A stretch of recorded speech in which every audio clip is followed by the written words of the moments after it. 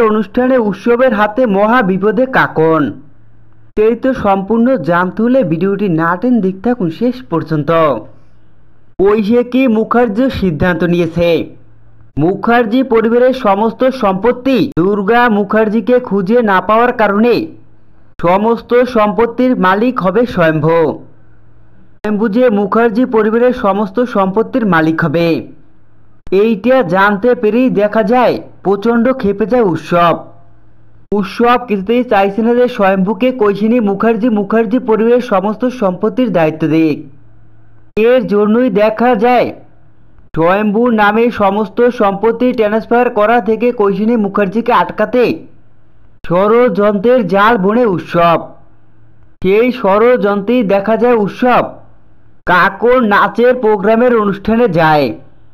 আর তখনই ঠিক সেই সময় কাকনকে শেষ করে দেওয়ার পরিকল্পনা করে উৎসব।